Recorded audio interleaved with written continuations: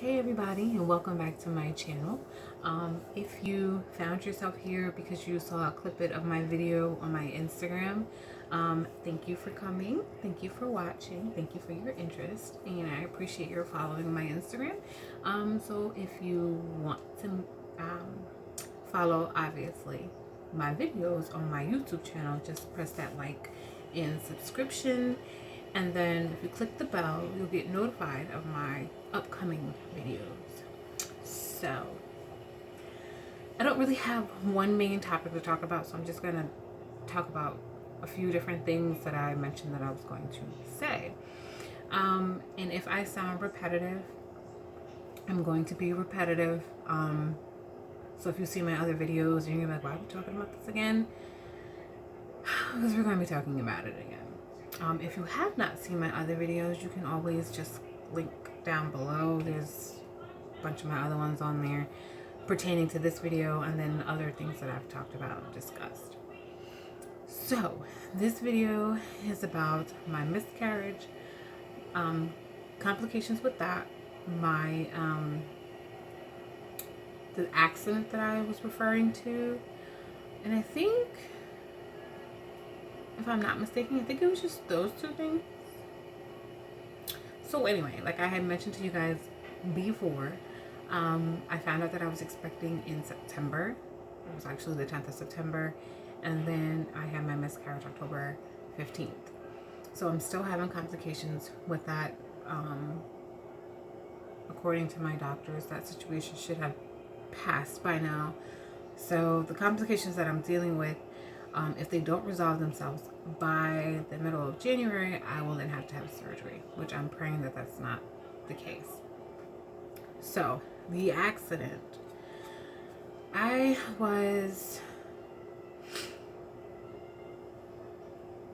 think a little over 6 weeks, maybe 7 weeks,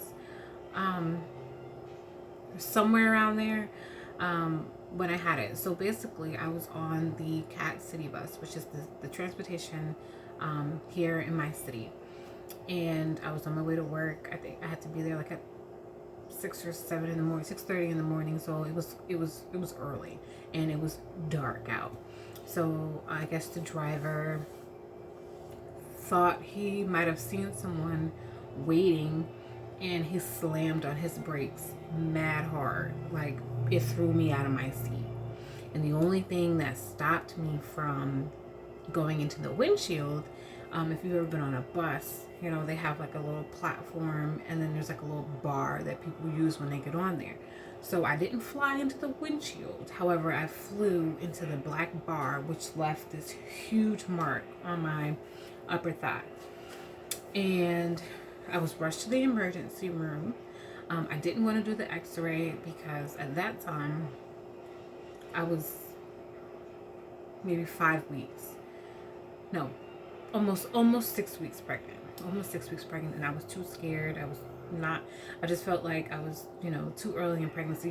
It's not recommended to get x-rays unless it's like really, really urgent. But I was too concerned with the baby, and I was just like, I don't want to take any risks or having any chances of anything happening while this x-ray happened. So we didn't do it. We just had the ultrasound, and the ultrasound came back that it seemed okay. Just follow up with my OBGYN.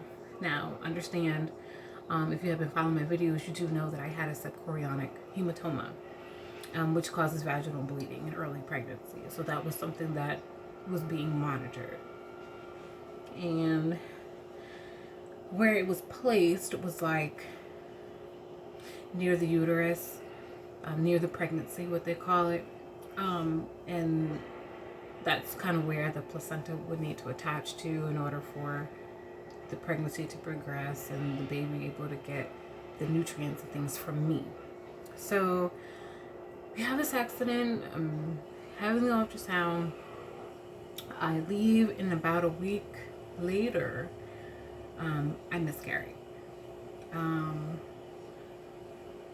In my mind, the accident is what caused my miscarriage.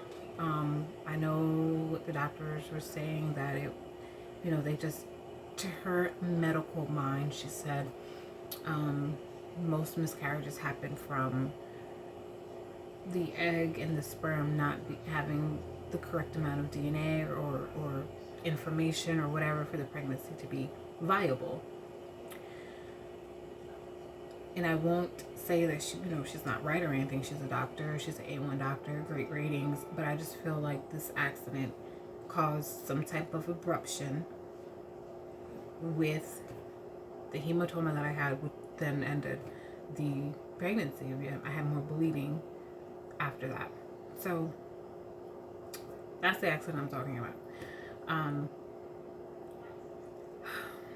What made me upset, what made me mad is that, those those TV ads about lawyers and, them about talking about accidents and, you can reach out to them and blah, blah, blah, blah, or whatever. I couldn't find no lawyer to represent me when I was dealing with their adjuster, because I felt like the city needed to be responsible for what happened to me, with my medical bills, everything. So I basically had to do everything on my own. I had to learn, how to talk to the adjuster, what cues to look for, and all that type of things. But I had no one speaking on my behalf. I couldn't get anybody. And then the responses I was getting from these attorney offices were like, it's not the type of case that we take.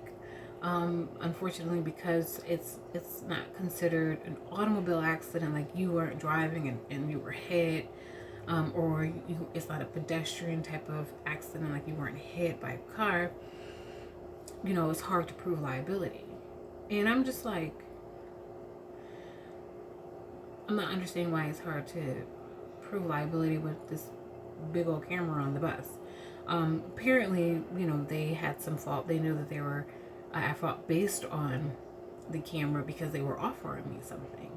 And the offer was very low. And from what I read, you're not really supposed to accept the first offer given. However, if you reject it, the second offer or to move forward is through an attorney, and I did not have one. So I felt cornered, like I had to accept it, and I was not at all happy with that amount. This amount, or any amount really, would not be sufficient in place of me carrying my child. So I don't want you guys to think anything like that. Like, whether she gave me 10,000, 15,000, 8,000, 5,000, 6,000, I would have preferred to carry my child. I would have preferred the driver to know how to come to a stop. Even if he saw someone, that person would have had to walk up to, to the bus. You stop, but they would have to walk up to it. Slamming on the brake like that was irresponsible. And all this unnecessary medical bills, losing my baby, and now this bruise. It's like a permanent bruise. And I want to show you, but I should have wore shorts in this video because it's so permanent. Like, when I first went to the emergency room, the doctor was trying to tell me that because you're pregnant, the scar, the bruise may take a long time to heal. Oh, I'm doing a video. But it never healed. Like, it never healed at all. And it's so indent and so prevalent that I just feel like that amount was just not enough. And I ended up having to accept it. And it bothered me that day. So that's why I made that little clip for y'all. It's something that I wanted to talk about. Unfortunately, I made it too soon. It was, started too soon. But yeah, I was really upset about it, and I didn't have representation, like, at all. Just to be like, for them to even tell me, this is pretty much the cap, this is pretty much how it's gonna go.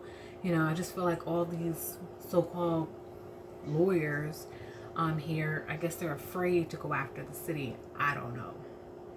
I mean, could possibly be, but I mean, it just sucks for people like me. So I had to take this low ball offer that I didn't want to take. And that's what I want to share with y'all. I mean, you guys already know all about my miscarriage and how that happened. If you are someone who is going through a miscarriage and you're looking for someone to see if this is how it went or what to expect, everybody in that, literally everybody is different. So the further along you are, your experience is not going to be the same as mine. Even if you, and so I miscarried at 7 weeks and 6 days. So even if you're miscarrying at 7 weeks and 6 days, your experience may not be the same as mine. Apparently, like I said, I'm having complications where my doctor was even surprised that I'm still going through what I'm going through. It should have, completed itself, and it has not. So it's a process that I'm learning, and it's a long process. Now, I did not opt to do the DNC. Some people opted to do the DNC to help the process move along faster. I didn't want the surgery. I thought the natural way would be better. And I still feel like the natural way is better. I'm not a candidate for surgery, so I really don't want this surgery that's in January because of the risk that could come with it. So, but I will keep you guys all updated. Again, thank you for coming to my page or my channel and listening to what I have to say. Now, if you have any questions or comments about my video, you can always put them below. And I'll make sure I get back to you. Or you can reach out to me on my Instagram at RachelNicole26 and I'll respond there. But otherwise, have a great, great evening and blessed weekend.